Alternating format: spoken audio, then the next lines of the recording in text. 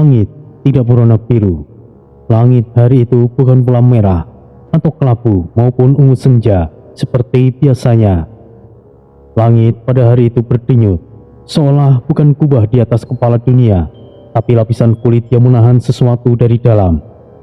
Setiap beberapa detik, warnanya berganti, merah gelap, hitam tua, kemudian putih kusam seperti tulang kering. Dan saat warna putih itu muncul, terdengar suara aneh seperti nafas panjang dari lubang terdalam bumi. Seolah jantung dunia berdebar dan seluruh alam ikut menahan nafas. Di medan terbuka perbatasan dunia, tanah bergoyang pelan seperti sedang bernafas sendiri. Tidak ada angin, tapi rumput-rumput tinggi miring satu arah. Ki Nayantaka berdiri di atas sebuah batu hitam besar, mengenakan jubah kelamnya seperti menyatu dengan udara. Bayangannya sendiri tidak mengikuti arah cahaya, tetapi melayang seperti asap hitam di dalam air. Mata Ki Nayantaka terpejam, tapi wajahnya menegang, jarinya menari di udara, membentuk simbol-simbol rumit dari bayangan hidup. Spiral dimensi telah menari, bukan oleh kehendak, tapi oleh tekanan. Ia membuka mata, sepasang mata kelam tanpa batas, seolah menatap langsung ke balik dunia. Tiba-tiba, suara petir terbalik meledak dari dalam tanah, bukan dari langit. Kilatan listrik keunguan menyembur di udara, menghantam awan dari bawah, seolah bumi mencoba memukul balik sesuatu yang tidak bisa ia tolak. Tanah terbuka sedikit, dan dari sela retakan itu menyembur kabut hitam tipis. Kabut itu tidak menguap, tapi menyerap cahaya. Pohon-pohon kecil di sekelilingnya mengering dalam hitungan detik. Daun-daunnya gugur dan batangnya membusuk tanpa alasan.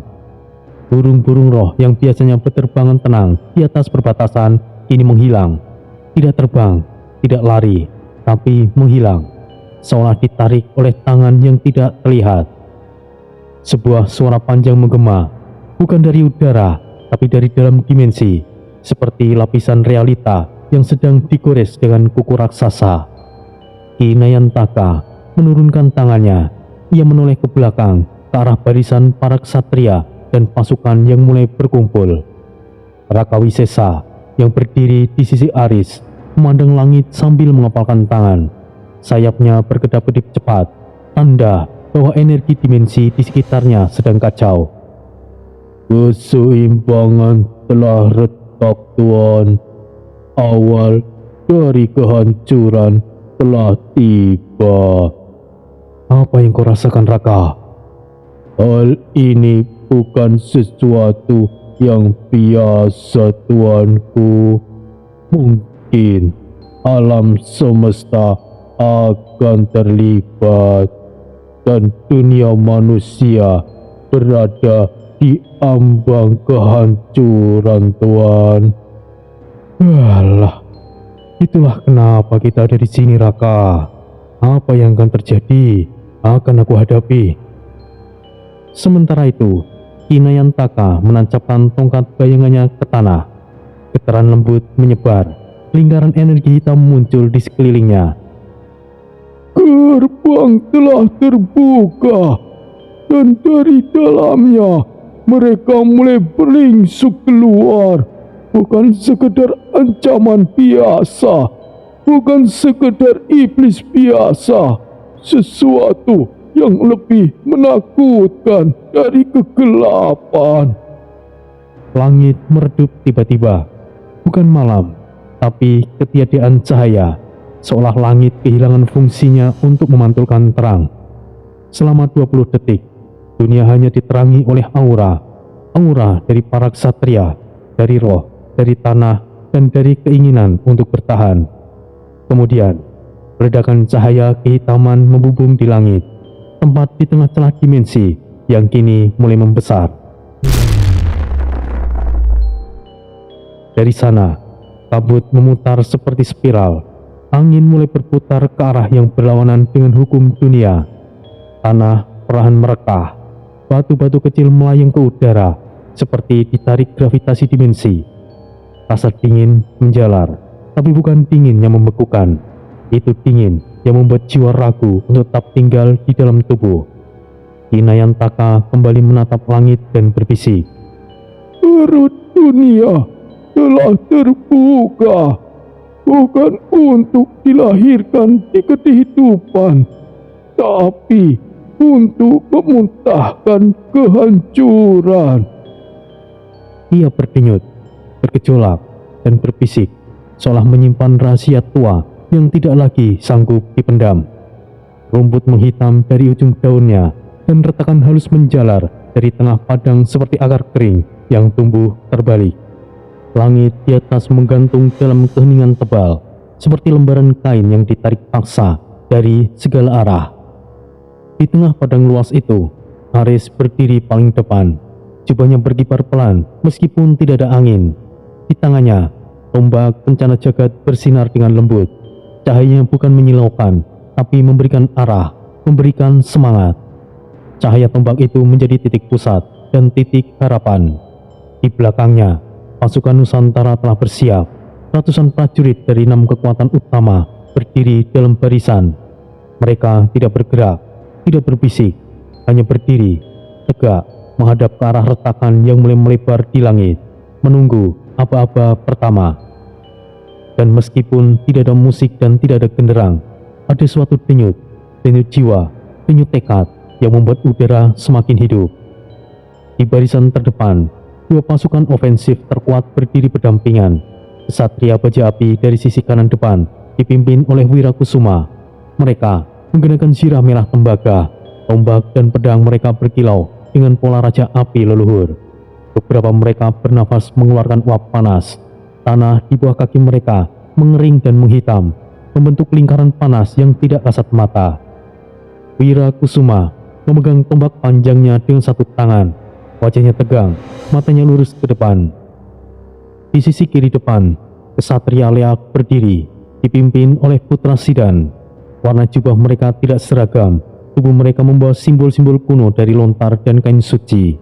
Sebagian sudah menampakkan wujud separuh leak, telinga runcing, kuku tajam, tatapan yang bukan manusia. Putra Sidan memutar cuntriknya, lalu menancapkannya perlahan ke tanah, seolah memberi isyarat bahwa darah akan tumpah di sana. Di sisi kanan, membentuk formasi kesit dan jarak jauh, Ksatria Cahaya, pasukan Aris sendiri berdiri rapi. Pedang mereka terbuat dari lubang suci yang memantulkan aura cahaya. Perisai spiritual tergantung di punggung mereka, berdenyut dengan pelan. Mereka adalah para penjaga tempo, penembus serangan cepat, pelindung titik lemah. Bersisian dengan mereka, Ksatria Laut dalam Bah Komando Bayu Sagara menggunakan baju tempur biru laut berlapis sisik roh samudera. Mereka membawa busur air, cakram pusaran, dan tombak berunjung lengkung. Beberapa dari mereka melayang tipis di atas air tipis yang muncul di bawah kaki, seolah laut mengikuti mereka ke medan perang.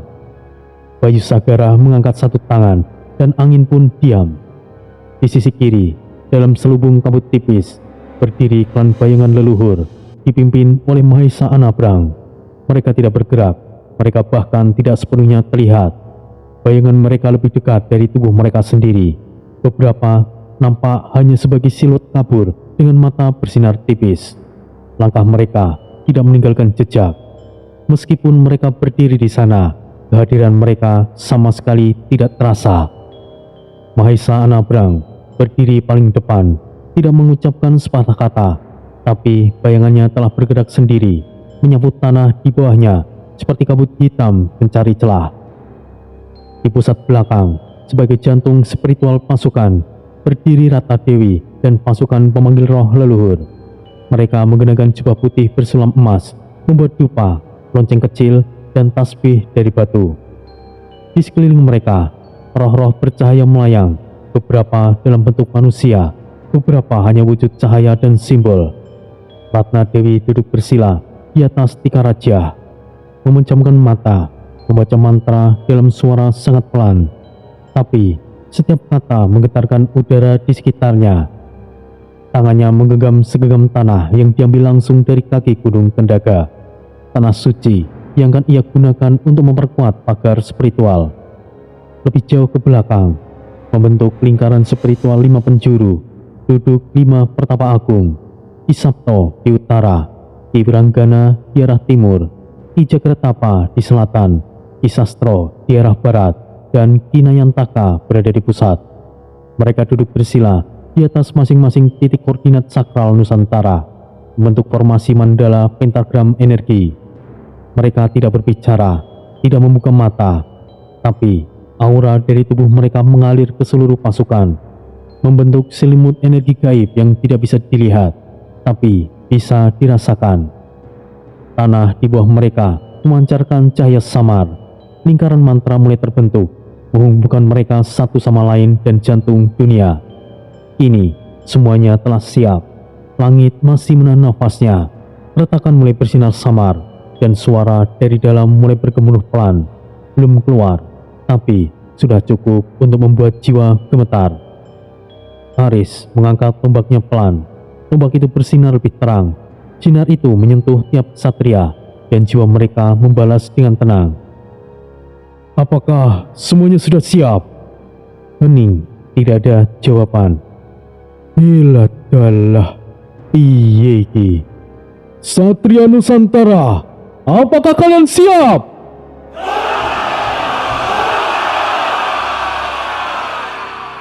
Langit bergetar, langit tidak bersinar, langit mulai terbuka. Celah yang tadinya hanya sebesar garis retak, kini merekah menjadi jurang di udara, seperti belahan luka yang robek paksa dari dalam. Bukan cahaya yang keluar, bukan kabut, tetapi kegelapan yang hidup. Kabut hitam tebal, bergulung-gulung seperti asap yang menolak hukum angin, tumpah dari retakan itu. Perlahan, lalu semakin deras, seperti air terjun kegelapan. Dari dalam terdengar suara yang menggelegar, seperti suara raungan para monster dan iblis yang sedang marah.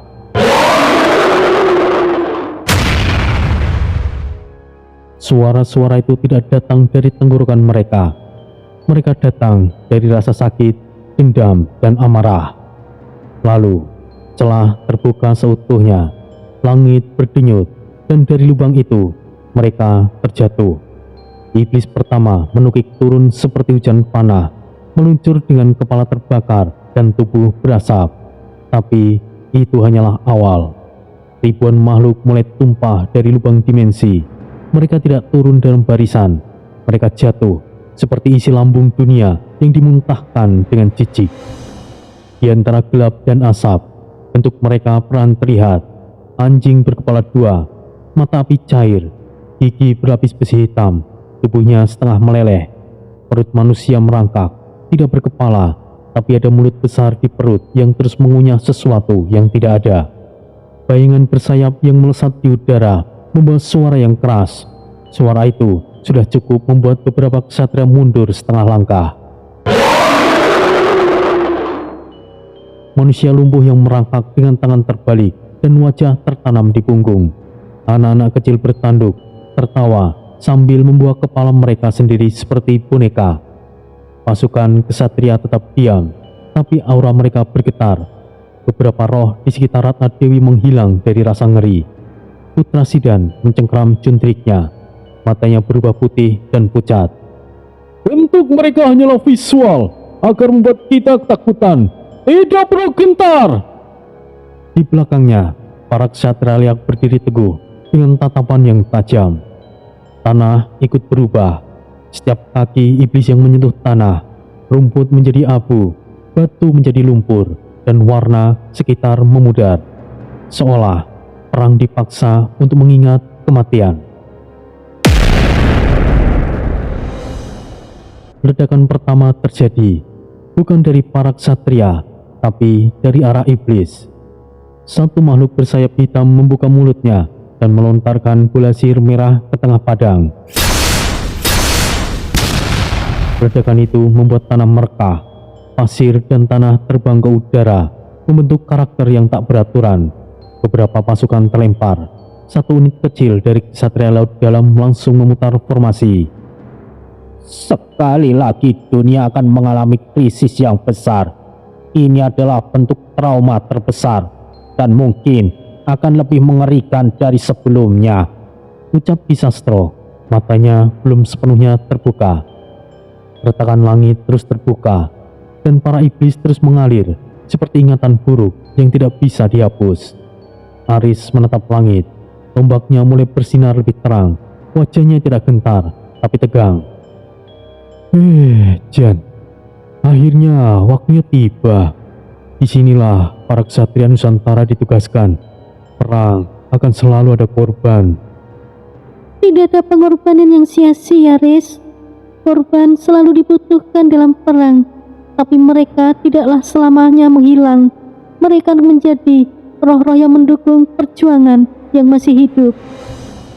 Ratna Dewi membalas dengan pelan. Langit terus membuka dirinya, seperti luka yang menolak sembuh. Iblis tumpah seperti ingatan busuk yang tidak lagi bisa dikurung. Tanah gemetar, udara bergetar, tapi pasukan Nusantara diam. Mereka menanti satu hal. Lalu, dari garis terdepan, Aris melangkah maju. Ia mengangkat tombak pencana jagat ke langit. Cahaya dari ujung tombaknya tidak sekedar menyilaukan, itu menembus awan, membelah kegelapan, dan menyalakan keberanian di dada semua kesatria yang melihatnya. Suara Aris menggema, bukan hanya karena keras, tapi karena jiwa dunia ikut bicara bersamanya. Kesatria Nusantara, dengarlah. Kita di sini bukan untuk bersenang-senang. Semua tahu itu. Kita di sini untuk bertempur. Rekan yang ada di sebelah kalian hari ini mungkin akan pergi. Perang akan selalu memakan korban. Tapi ingatlah untuk menjaga diri kalian masing-masing. Tapi satu hal yang utama, dengan bekerja sama kita bisa melewati semuanya. Di hadapan kita adalah mimpi buruk, tapi kita tidak akan membiarkan mereka masuk lebih jauh. Ada keluarga, orang tua, adik, dan semuanya yang kalian pedulikan. Atas nama Kesatria Nusantara, mari kita hancurkan mereka bersama. Serbu!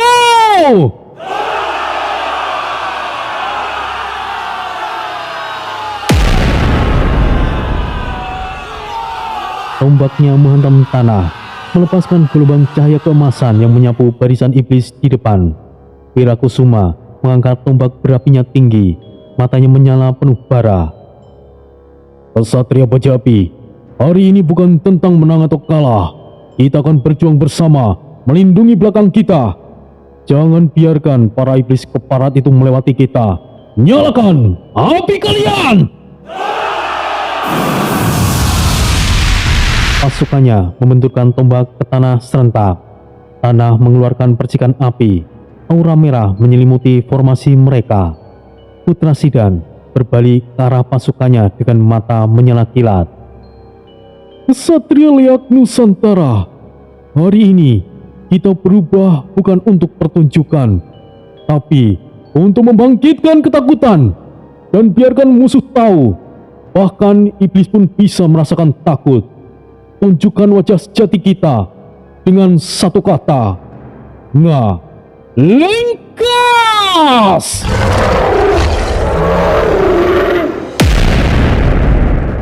Dengan satu teriakan yang bergema, tubuh-tubuh berubah, muncul tanduk, api, besi, dan cahaya kegelapan dalam bentuk leak suci. Sementara itu, Mahisa Anabrang tidak berteriak. Ia hanya melangkah ke tengah pasukan. Suaranya datar namun tajam, seperti pisau malam. Kita tidak butuh banyak bicara. Kita tidak butuh cahaya. Kita adalah bayangan, dan bayangan tidak akan mati. Jadilah bayangan musuh dan hancurkan.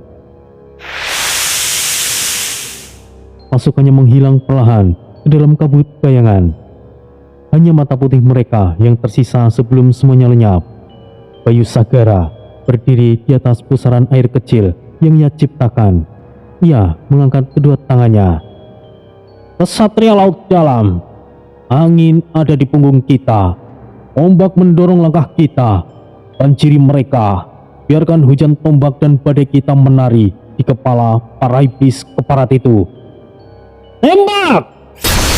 Pasukannya membentuk busur dari air yang melingkar di sekitar anak panah mereka dan siap diluncurkan. Ratna Dewi berdiri tegak, kedua tangannya terangkat ke langit. Suaranya pelan, namun seperti mantra yang menelusup ke dada tiap satria. leluhur, bersatulah.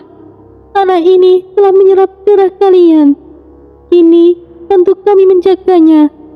Roh, pasukan roh, lindungi mereka yang berani tetap berdiri. Dari belakang barisan, para roh menyebar ke dalam pasukan, membungkus mereka dalam cahaya biru. Aura pertahanan menyelimuti tubuh-tubuh para prajurit Nusantara. Para kesatria Nusantara bergerak. Kesatria Leak menerjang dengan kecepatan liar. Kesatria Baja Api berlari menghantam tanah dengan langkah yang berat. Panah air meluncur ke langit dari kesatria laut dalam, menciptakan hujan yang tajam menyambut para iblis. Cahaya dari para kesatria cahaya memantul di medan, menuntun masukan yang lain. Bayangan menyebar dari sisi kiri, senyap namun mematikan. Dan dari belakang, doa dari Ratna Dewi bergema dalam bisikan langit dan nafas yang dalam. Perang telah dimulai. Cahaya bukan sekedar terang. Cahaya Aris memutus kegelapan, menolak keberadaan iblis dengan kekuatan keberanian. Tombak pencono jagat berputar di tangannya. Sekali lagi yang melompat dan mengayunkan tombaknya ke samping. Gelombang cahaya melengkung menyapu medan, membakar dua barisan iblis pertama menjadi abu. Tubuh-tubuh mereka tidak hancur. Mereka menghilang, seolah tidak pernah ada. Aris terus bergerak di garis depan. Langkahnya tidak tersentuh, matanya fokus. Setiap hantaman tombaknya seperti matahari kecil yang meledak, membuat area sekitarnya menjadi zona aman, tempat pasukan lain bisa masuk dan bernafas. Ya, ini baru awal. Mereka tidak sesulit itu untuk dikalahkan. Di sisi kanan tanah bergemuruh. Tubuh-tubuh besar Besirah Baja berlari dalam formasi padat. Wira Kusuma ada di tengah mereka, menerjang seperti lembu perang. Tombaknya bukan sekedar senjata, itu seperti palu perang yang menghantam bumi dan menciptakan gelombang ledakan api. Setiap hentakan menciptakan kawah kecil dan mendorong barisan iblis mundur. Pasukannya membentuk formasi perisai baja api. Perisai menyala merah menyatu seperti dinding bergerak. Para iblis mencoba menembusnya, namun terbakar sebelum sempat menyentuh logamnya. Hancurkan! Jangan berhenti! Dan jangan berikan kesempatan! Lalu di sisi kiri medan, kegelapan menjadi liar. Pedang petir harimau! Putra Sidan melesat ke depan dalam wujud leak harimau cakar pedang. Tubuhnya setengah manusia, setengah makhluk gaib, dan matanya menyala seperti petir dalam kabut. Lalu para pasukan leak lainnya pun ikut beraksi. Monyet api melompat di atas barisan musuh, melemparkan api dalam tubuhnya sendiri. Ayam besi berlari seperti anak panah hidup, menabrak dan menebas. Badak petir menyeruduk tanpa ampun, menciptakan gelombang listrik saat menubruk, dan perwujudan leak lainnya. Barisan musuh pecah total. Leak membentuk unit tempur yang bebas, bergerak liar, dan memecah struktur formasi iblis. Jangan beri waktu mereka untuk membentuk barisan. Hancurkan! Hancurkan sampai ke akarnya!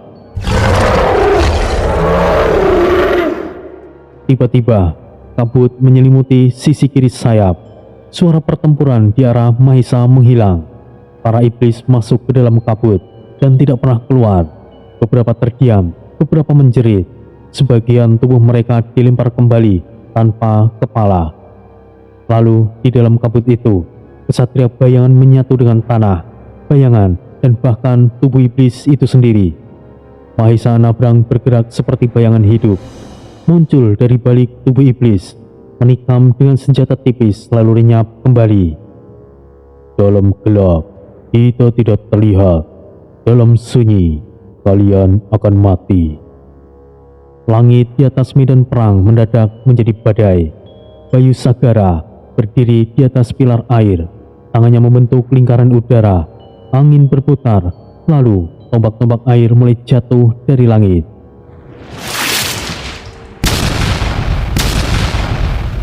Serangan dari langit memukul mundur iblis terbang. Pusaran angin mengangkat beberapa makhluk, lalu melempar mereka ke barisan leak untuk dihabisi.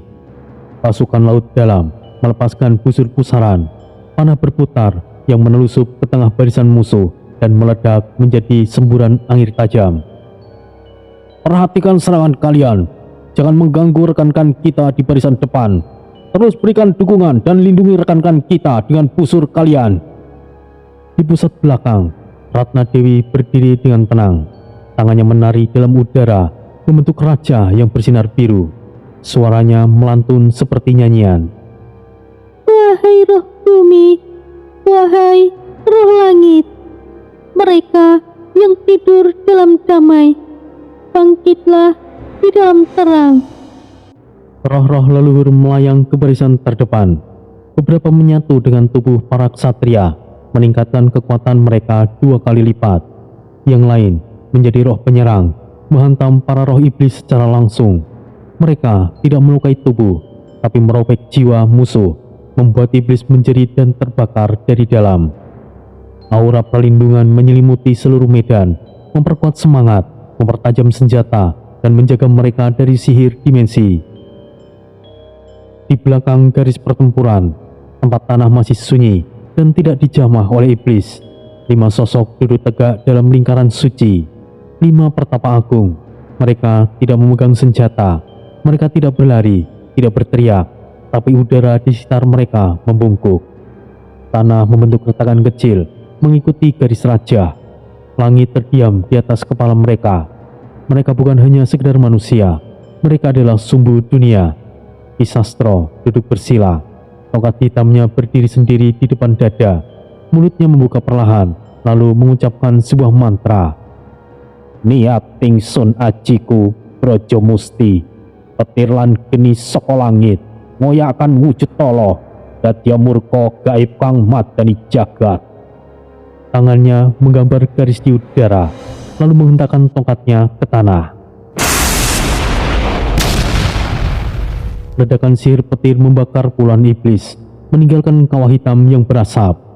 Uap sihirnya menempel di udara, membuat para makhluk iblis kehilangan orientasi magis. Sementara langit masih terbuka dan pusaran dimensi terus mencoba memuntahkan pasukan baru. Ki Wiranggana meletakkan kedua tangannya ke tanah. Dari tubuhnya, air mengalir pelan, tapi bukan air biasa. Itu adalah air dari laut roh. Ia mulai merapalkan mantra dengan pelan. Niat tingsun murakabi, woso banyu saka jagat halus, amemeti lawang dimensi, sino sajagat mega membuka, aku sing mandekake.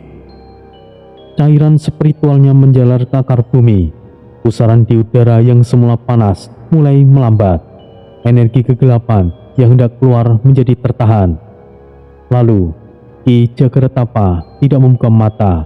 Ia memegang suling pamungkas, dan saat ia meniupnya, suara lembut terdengar seperti bisikan angin sore di antara nyiur. Namun suaranya tidak hanya terdengar, ia menyusup ke dalam dada.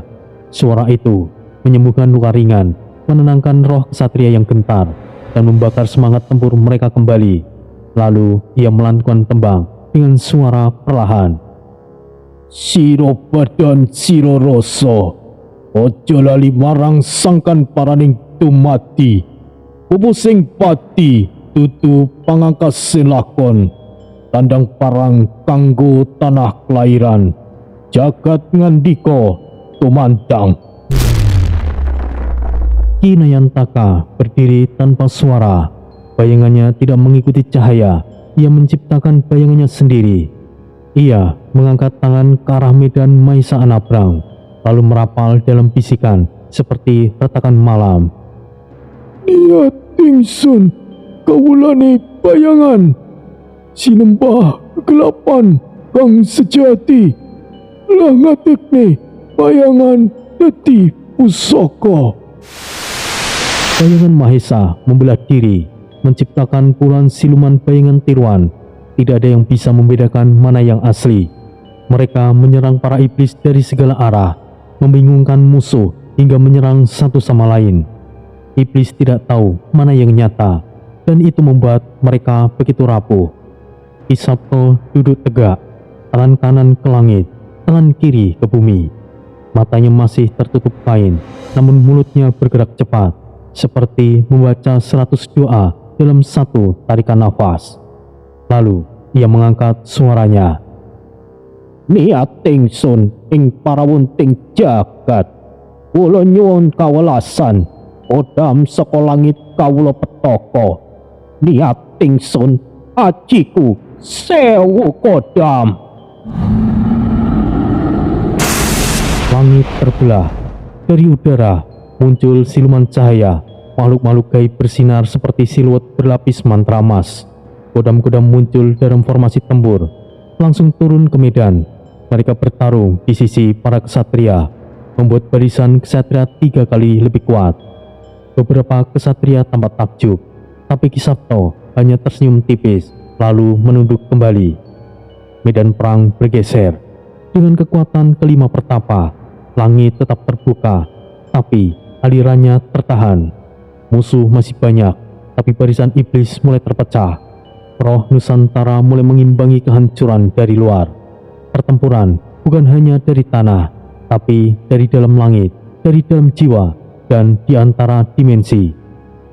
Barisan iblis mulai mundur, bukan karena takut, tapi karena mereka tidak bisa bertahan.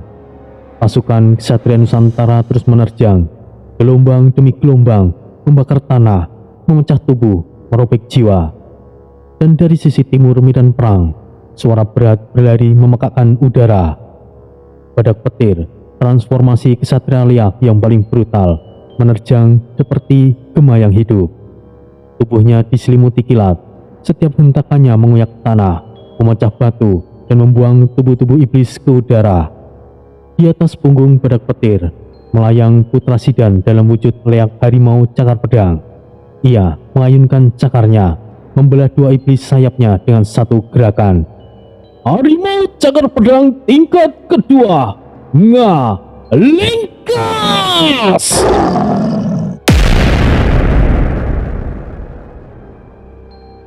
Aris melihatnya. Di depan sana, salah satu komandan iblis berdiri, tinggi, bertanduk, membawa tombak berdarah dan mantel dari kulit roh manusia. Wajahnya penuh tawa, tapi tawa itu berhenti saat cahaya datang menembus. Aris melompat, ia memusatkan seluruh tenaganya ke tombak pencono jagat. Cahaya dari tombak itu tidak lagi kuning, tapi putih yang menyilaukan. Aris menerobos jantung barisan iblis seperti kilat menembus awan badai. Tubuhnya menabrak pasukan musuh tanpa ditahan. Semua yang disentuhnya menguap. Ia dan komandan iblis beradu tombak.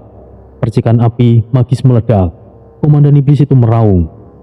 Kau manusia tercela! Tombak Aris langsung menusuk tepat di jantungnya. Seketika, tubuh iblis itu mengambang dan meledak dalam cahaya. Aris mengayunkan tombaknya ke tanah, menancapkannya dengan seluruh kekuatan dan kehendak Nusantara. Gelombang cahaya menyebar dari titik itu, seperti nafas matahari yang marah. Ratusan iblis terbakar, meleleh, terhapus dari realita. Cahaya itu bukan hanya menyentuh langit, membelah kabut dimensi untuk sesaat. Para pasukan Ksatria Nusantara menghentikan langkah mereka, lalu melihat tubuh-tubuh musuh mulai runtuh. Formasi utama musuh pecah total. Mereka mundur! Bagus, kita berhasil! Hidup Nusantara!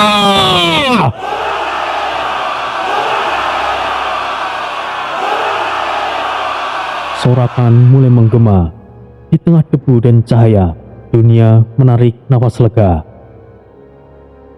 Asap pertempuran belum sepenuhnya reda, namun suara raungan iblis telah menghilang. Langkah kaki terakhir dari musuh terdengar menjauh ke dalam retakan langit yang masih menganga.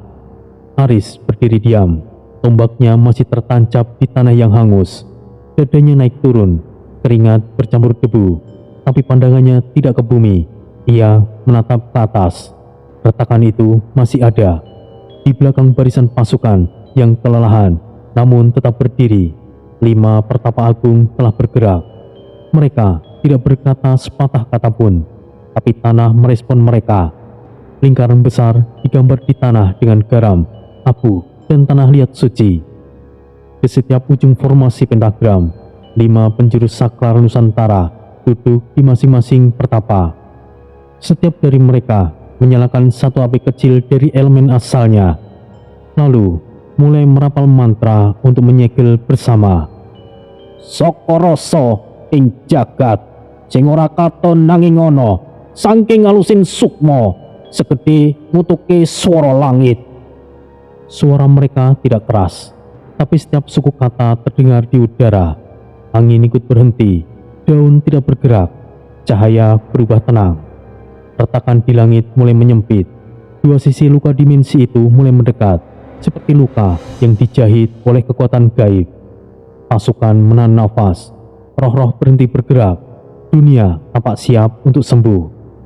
Tapi, suara dari dalam celah muncul, bukan suara makhluk, bukan juga raungan iblis, tapi tekanan. Langit menggerang, tanah gemetar pelan, cahaya mulai bergetar. Ki Wiranggana membuka mata, wajahnya mulai mengkerut. Ada yang menolak. Ini bukanlah sesuatu yang bisa diabaikan. Sepertinya penyegelan telah gagal. Ki Nayantaka mengangkat tangan, mencoba menstabilkan bayangan mantra, namun bayangannya sendiri menolak kembali ke tubuh. Ki Sastro mulai membaca ulang bagian terakhir dari ajian, tapi suaranya terputus. Oh, ada apa ini?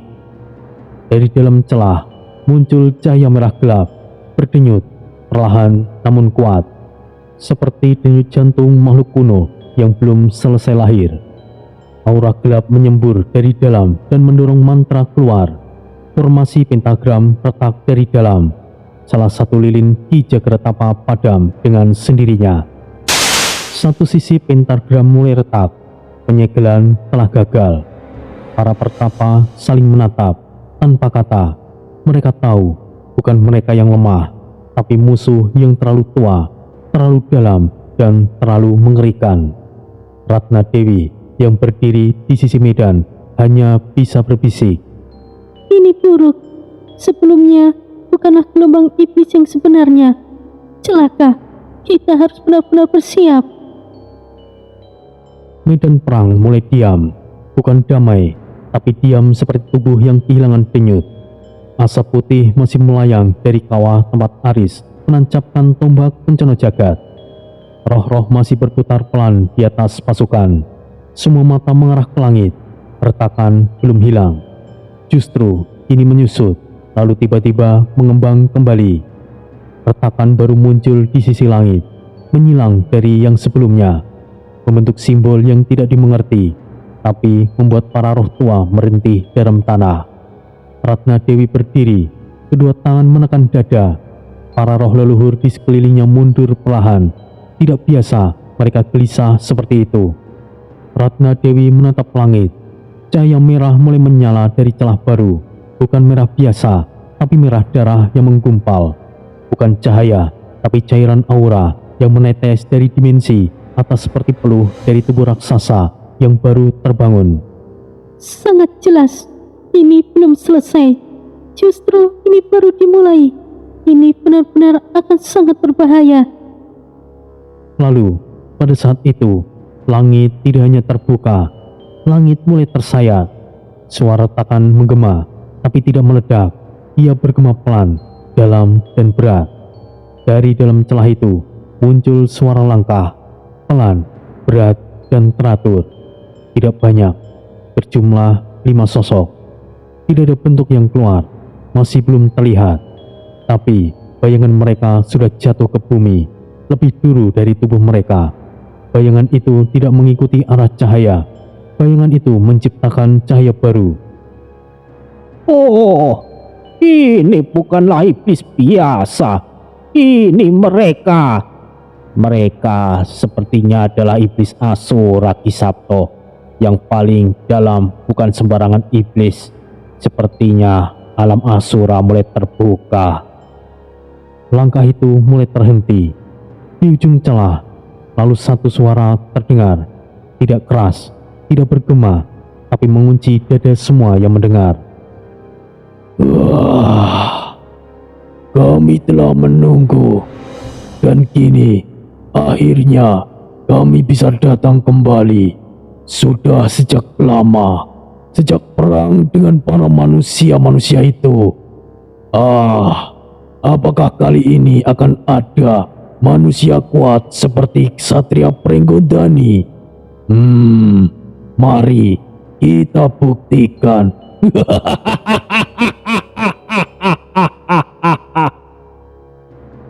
Langit seolah telah melupakan caranya menjadi biru. Cahaya matahari yang sebelumnya menelusup samar di antara awan telah hilang sepenuhnya. Kini, langit seperti perut luka yang terbuka, merah, dalam dan bergerak perlahan seperti darah segar yang menetes dari langit. Tanah di medan perang berdenyut, bukan hanya gemetar, tapi seakan bernafas dalam sakit. Tanaman menghitam, bebatuan memanas, dan titik tengah ladang itu yang muncul, Raktabira, jenderal pertama dari tanah iblis Asura. Tingginya 10 hasta, kulitnya merah hitam seperti daging terbakar. Dari punggungnya menjulur tanduk runcing ke langit.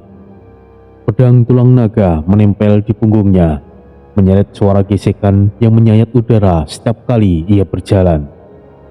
Tapi yang paling mengganggu bukanlah bentuknya. Tanah di bawah setiap langkahnya mengalirkan darah tipis, seperti luka yang dibuka kembali. Darah itu bergerak sendiri, mencari arah, membentuk garis seperti akar merah menuju tubuh para ksatria yang berdiri terlalu dekat. Raktabira tidak tergesa. Ia melangkah pelan, seperti raja yang yakin tidak ada satupun makhluk yang bisa mengganggunya. Dari dadanya keluar uap panas, dan dari mulutnya senyuman, bukan senyum kemenangan, tapi senyuman makhluk yang tahu ia tidak bisa kalah. Di sisi seberang, Aris melangkah maju. Pakaian tempurnya sobek di beberapa bagian. Tubuhnya penuh luka tempur sebelumnya. Namun, cahaya tombak pencana jagat tetap bersinar lembut di tangannya. Bukan cahaya untuk memamerkan kekuatan, tapi cahaya yang menenangkan semua makhluk di belakangnya. Dari langkahnya tidak terdengar keraguan. Ia bukan seorang prajurit biasa. Ia adalah Satria Nusantara, dan medan bukanlah tempat untuk mundur. Di sampingnya Ki Sabto berdiri. Kain pertapa yang dikenakannya telah basah oleh keringat dan debu, tapi matanya masih penuh ketenangan yang tidak bisa dibeli oleh waktu. Ki Sabto perlahan berlutut, menempelkan telapak tangannya ke tanah. Lalu ia menarik nafas dalam, dan dari tubuhnya keluar riak aura putih yang langsung merembes ke bumi.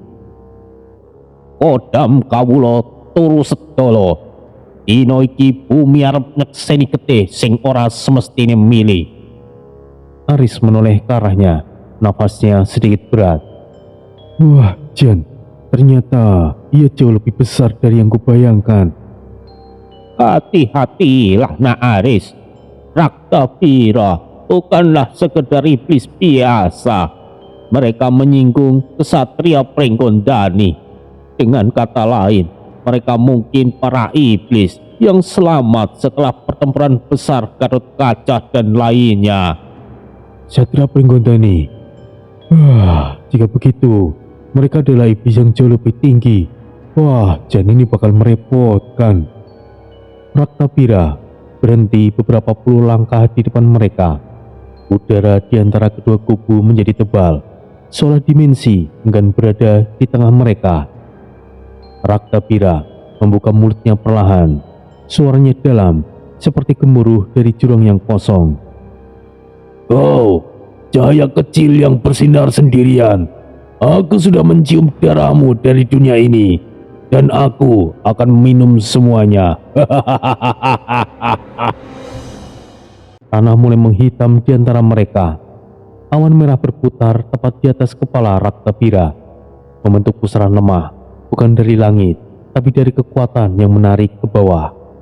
Pertempuran belum dimulai, tapi dunia sudah tahu salah satu dari mereka akan jatuh hari ini. Langkah Raktabira berhenti tepat 30 langkah dari posisi Aris dan Ki Sabto. Ia mengangkat pedang tulang naganya tinggi ke atas, lalu menancapkannya ke tanah dengan satu hentakan yang berat. Tanah langsung retak, Dari ujung pedang itu menyambar retakan merah yang tidak seperti api atau cahaya, tapi darah yang mengalir menentang gravitasi. Aura merah membumbung ke udara dari tanah. Ia tidak sekedar panas tapi berdenyut. Setiap denyutannya seperti pukulan langsung ke dada, membuat pasukan di kejauhan terasa sesak, seolah paru-paru mereka lupa cara untuk bernafas.